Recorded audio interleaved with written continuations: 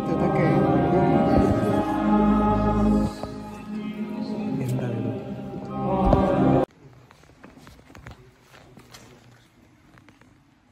Jene křtiteli, věříš v Ježíše Krista, Syna jediného, Pána našeho, jenž se narodil z Marie Panny, byl ukřižován a pohřben, vstal z mrtvých a sedí po pravici Otcově. Věříš Ducha Svatého, svatou církev obecnou, společenství svatých, odpuštění hříchů, vzkříšení mrtvých a život věčný. A věříš Boha Otce Všemohoucího, Stvořitele nebe i země.